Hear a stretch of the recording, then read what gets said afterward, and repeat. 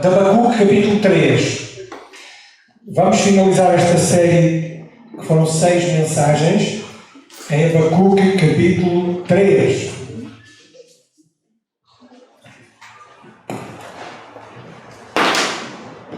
Quem estuda o livro de Abacuque sabe que este último capítulo é poderoso. Não quer dizer que os outros não sejam. Esta série de mensagens que eu apelidei de abraçar a fé em Deus, porque Abacuque fala muito acerca da fé. O próprio nome dele pensa-se que está relacionado com isso, com o abraço. E no tempo em que nós não podemos abraçar, é bom ler este livro. E se não fosse abusar muito da paciência dos irmãos, aqueles que puderem ficar de pé, vamos ler estes 19 versículos. Abacuque, capítulo 3. Diz assim a palavra do Senhor. Oração do profeta Abacuque sob a forma de canto. Ouvi, Senhor, a tua palavra e temi. Aviva, ó Senhor, a tua obra no meio dos anos a notifica. Na ira, lembra-te da misericórdia. Deus veio de Tamã e o santo do monte de Parã, Selá. A sua glória cobriu os céus e a terra encheu-se do seu louvor. E o seu resplendor era como a luz, raios brilhantes saíam da sua mão e ali estava o esconderijo da sua força. Adiante dele ia a peste, e raios de fogo sobre os seus pés. Parou e mediu a terra, olhou e separou as nações. Os montes perpétuos foram esmiuçados, e os outeiros eternos se encurvaram. O andar eterno é seu.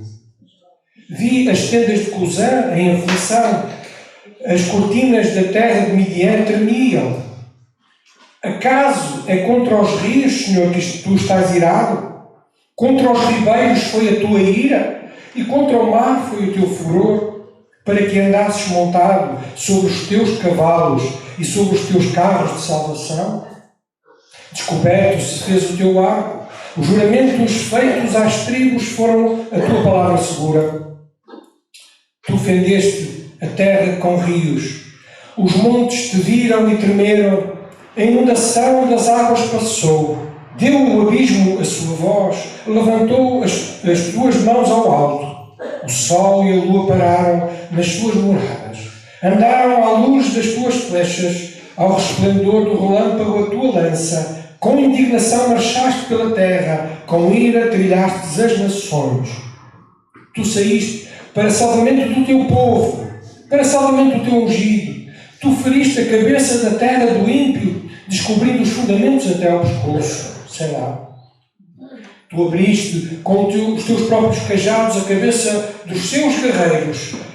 Eles me acometeram tempestuosos para me espalharem. Alegravam-se como se estivessem para devorar o pobre em segredo.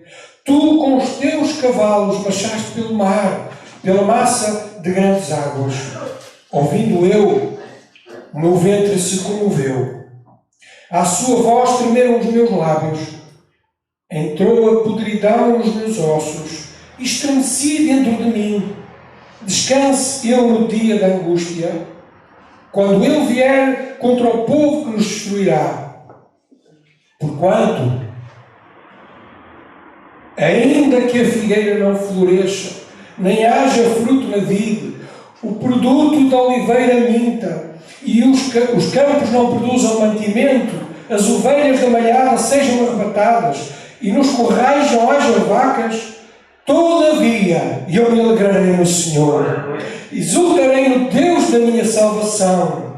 Jeová, o Senhor, é a minha força, e fará os meus pés como os das servas, e me fará andar sobre as minhas alturas, para o cantor mor sobre os meus instrumentos de música. Nosso Deus e nosso Pai, estamos aqui na Tua presença, Senhor, já temos lido a Tua preciosa e poderosa palavra. E agora, Senhor, concede-nos a graça de não só entendermos os teus preceitos que são santos, que são perfeitos, mas também, Senhor, de os aplicarmos na nossa vida, Senhor. Concede-nos essa graça pelos méritos e pelo favor do Senhor Jesus Cristo. Amém. Podem sentar. O livro de Abacuque é tremendo.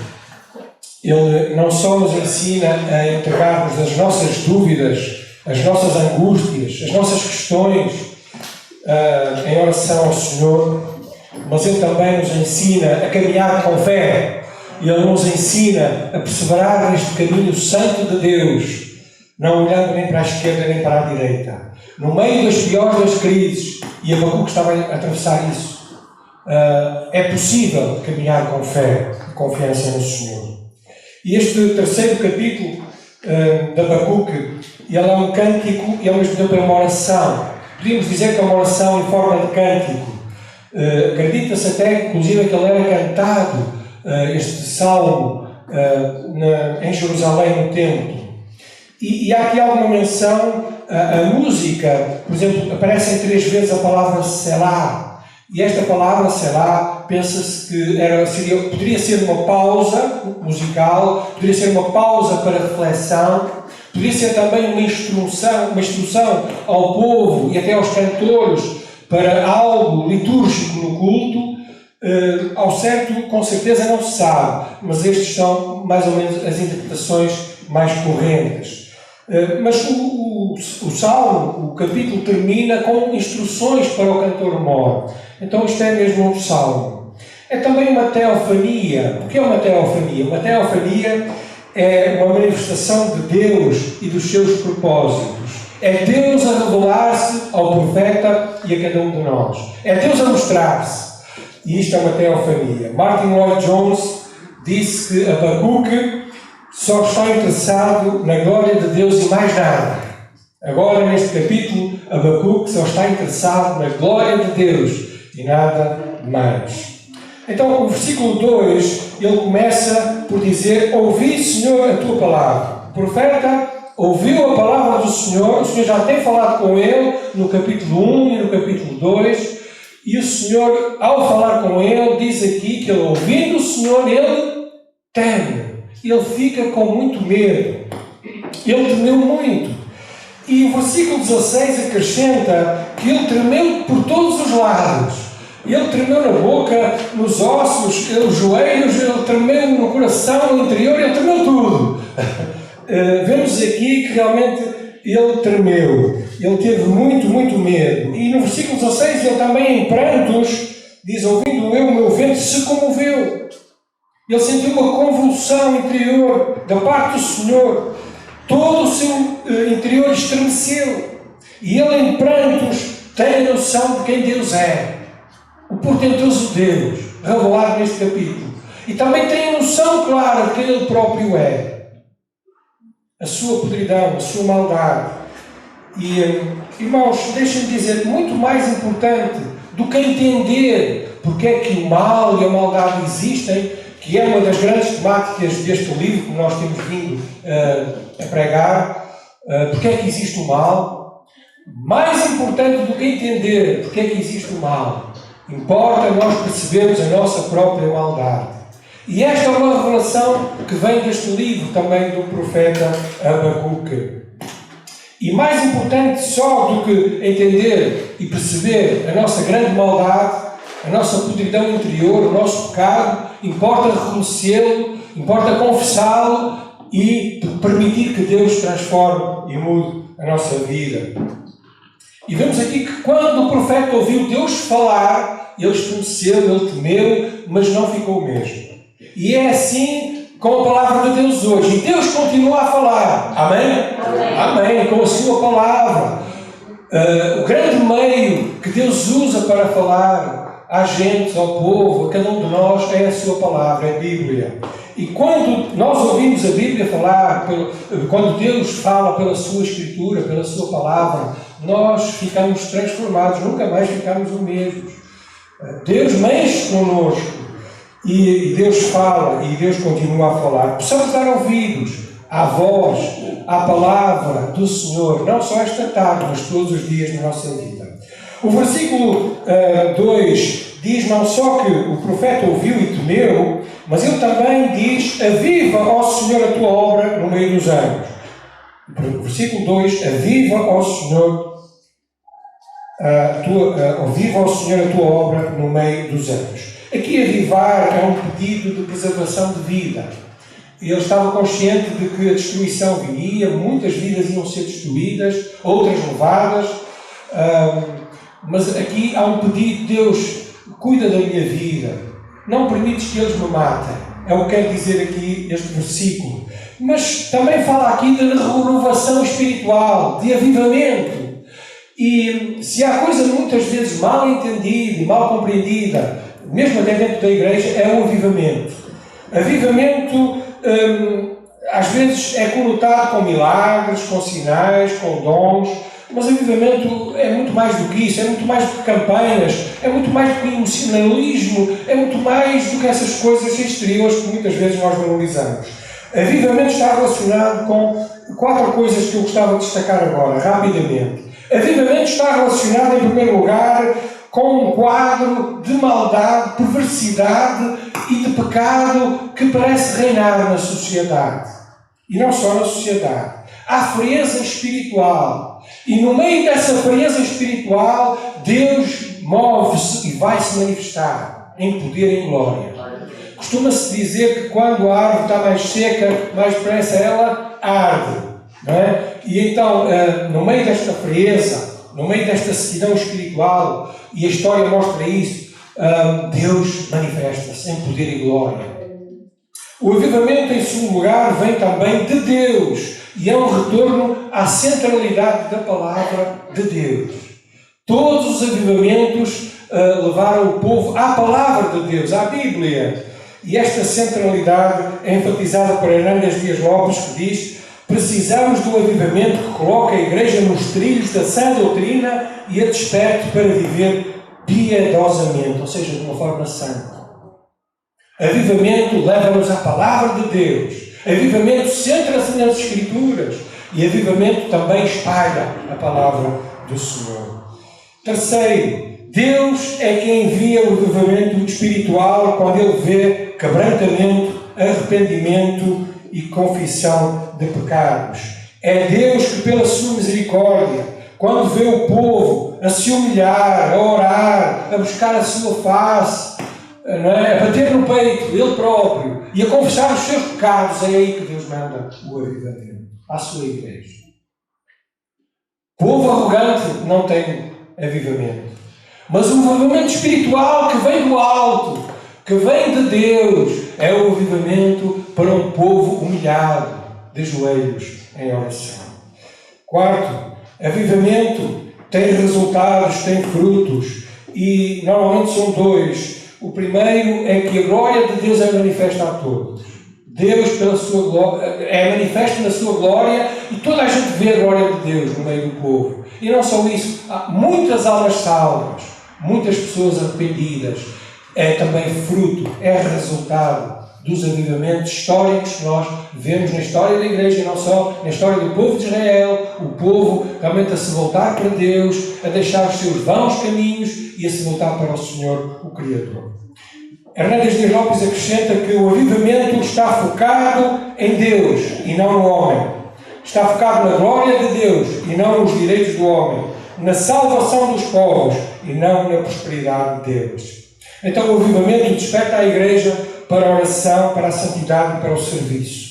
Por isso, queridos irmãos e irmãs, nós juntamos a nossa oração a Abacuque e oramos: aviva, Senhor, a tua obra. Amém. Aviva, Senhor, a tua obra.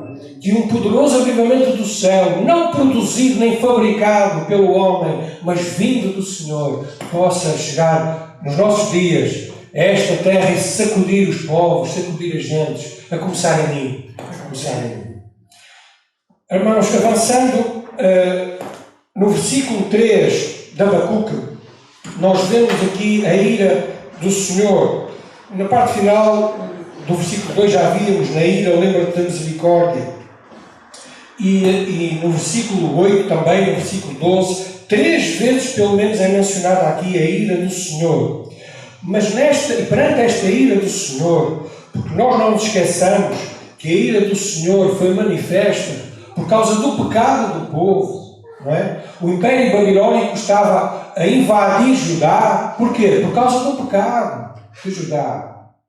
E Deus, pela sua ira, Ele permitiu que isto acontecesse. Mas o profeta aqui roga a Deus, ora por misericórdia. Ele roga, Senhor, na tua ira, lembra-te da tua misericórdia.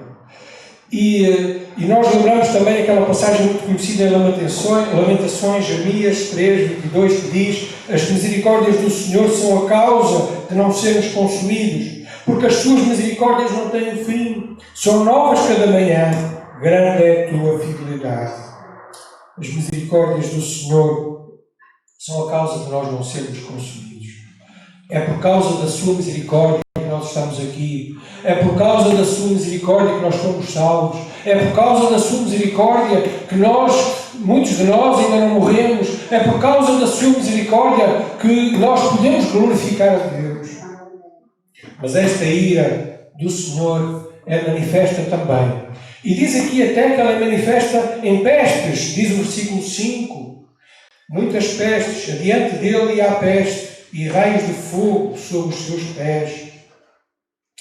Sabemos que a ira do Senhor se manifestou com pestes no passado, lá no Egito e não só, na história de Israel e também na história da Igreja. Ao longo da história nós temos visto muitas pestes a acontecer. Aliás, estamos a viver uma peste neste momento. E as pestes, o Senhor Jesus Cristo, Ele próprio testificou e profetizou que elas vinham acontecendo. Em Mateus 24:7, Ele profetizou que nos últimos dias o Senhor ia enviar muitas pestes. Por isso, irmãos, não nos deve surpreender isto que estamos a atravessar. Mas mesmo diante deste quadro terrível, o profeta tem um vislumbre da glória de Deus, irmãos. No versículo 3, nós lemos: Deus veio de Tamã e o santo do monte de Parã. A sua glória cobriu os céus e a terra encheu-se do seu louvor. Nós já tínhamos lido no capítulo 2, versículo 14, que a glória do Senhor ia encher a terra. Mas ele aqui, pela fé e pela revelação do Senhor, pela manifestação do Senhor, ele já tem este pequeno vislumbre da glória do Senhor. E louva, toda a terra louva o Senhor. Um quadro maravilhoso, irmãos. Lemos também no versículo 6, o mover do Senhor. Parou e mediu a terra, olhou e separou as nações, os montes perpétuos foram esmiuçados e os outeiros eternos se encurvaram, o andar eterno é seu. Então diz aqui que o mover do Senhor é eterno. O Senhor move-se na eternidade. Ele não tem princípio nem tem fim. Deus é Deus. Deus é o Senhor. E então Ele não é surpreendido. Deus não reage. Deus atua. E Ele atua pela sua graça e misericórdia na nossa vida. Ele é imutável. O seu tempo é certo. Ele nunca se atrasa. Ele é perfeito. Ele não muda. E não só isso. Deus é Deus soberano. Ele controla as nações. Ele controla este mundo. Todas as coisas e todos estão nas suas mãos. Isto, irmãos, deve sossegar-nos. E então, do versículo 10 ao versículo 15, o profeta relembra a história de Israel. Não vamos ter tempo de abordar tudo, mas ele, por exemplo, no versículo 10, ele vai lá relembrar Juízes capítulo 4 e 5, em que Débora e Baruque, sobre Císara, ele enviou uma tempestade que inundou o campo de batalha e neutralizou os carros do inimigo, e eles ganharam aquela batalha pela intervenção do Senhor. No versículo 11, vemos que o dia foi prolongado e aquela famosa batalha de Josué, lá em Josué capítulo 10, em que o povo teve mais tempo para conquistar a vitória absoluta, em que Deus parou o sol e a lua. É claro que o sol, isto é uma linguagem figurada, não é? Nós entendemos, o dia foi prolongado para que a vitória fosse completa. No versículo 15, vemos a passagem do Mar Vermelho, quando Deus abriu o mar para Moisés e o povo passar. E então vimos aqui a história de Israel a ser relembrada, irmãos. E quando as Escrituras são relembradas, há bênção, há vitória, há alegria que inunda o nosso ser, irmãos. Muitas vezes nós estamos mais tristes, mais enfraquecidos na fé, até porque não temos ido à palavra do Senhor. Então, quando o profeta é relembrado dos feitos do Senhor no passado, ele é também avivado no seu espírito. E então entramos nos versículos gloriosos que eu gostava de chamar a vossa atenção, estes versículos finais, versículo 17 até o 19, em que há aqui um cântico de louvor, há uma declaração de fé, há uma declaração de confiança em Deus. Versículo 17 diz assim: porquanto, graças a Deus por este porquanto, ainda que, sublinha-se ainda que a figueira não floresça, nem haja fruto da vide, o produto da oliveira minta e os campos não produzam mantimento, as ovelhas da malhada sejam arrebatadas e nos currais não haja vacas, irmãos, ainda que tudo corra mal, ainda que o desemprego venha à tua vida, ainda que uma doença terrível nos assole, ainda que a família se fragmente, ainda que alguma coisa aconteça de terrível na nossa vida, ainda assim o Senhor pode ser glorificado. Aquela invasão babilónica ia causar muita fome, muita miséria, ia devastar os campos, ia levar o gado, e toda a subsistência do povo e até do próprio profeta estavam ameaçados. Mas ele, perante este quadro de invasão, ele vai declarar: ainda que, e agora notem os versículos que vêm a seguir, ainda que isso tudo aconteça de mal, todavia, diz o versículo 18, eu me alegrarei no Senhor, exultarei no Deus da minha salvação. Heber Carlos de Campos Júnior, no seu livro Triunfo de Fé, que é um livro extraordinário, que é um comentário de Abacuque, ele diz assim: mesmo sem provisão, Abacuque confia no provedor. Mesmo sem provisão, Abacuque confia no Deus provedor. E este ainda que revela a fé madura que vem do alto e que se mantém no meio das crises e das provações e também das privações. Irmãos, nós somos fruto de uma sociedade abastada e afluente, somos fruto de uma sociedade engordada, e eu receio que nós não estejamos muito preparados para a provação e para a privação. Sem querer estar a criticar ninguém, nós estamos muito habituados a facilidades. E quando vem uma contrariedade à nossa vida, nós vemos que reagimos muito mal, todos nós. Experimentem tirar a um jovem o telemóvel. É um telemóvel. Experimentem não dar a passe do Wi-Fi. Agora estou a falar só para jovens. Experimentem não ter internet. São coisas, irmãos, que nós vivíamos muito bem há 100 anos atrás e que hoje parece que não conseguimos viver sem elas. Mas, irmãos, muitas coisas que nós às vezes consideramos indispensáveis não são assim tão indispensáveis. Adorar e confiar em Deus quando as coisas correm bem e estão de feição, quando o vento nos é favorável, não custa muito. Quando temos colheitas, quando temos um bom salário, não é? Quando as coisas fluem, não é fácil adorar a Deus e louvá-lo. Mas o desafio do profeta, e foi o que ele aprendeu a fazer, é quando tudo corre mal, quando parece que está tudo perdido, ele continua firme no Senhor a louvá-lo e caminha com fé. E esse é o nosso desafio, irmãos. E esta preparação vem antes da invasão acontecer.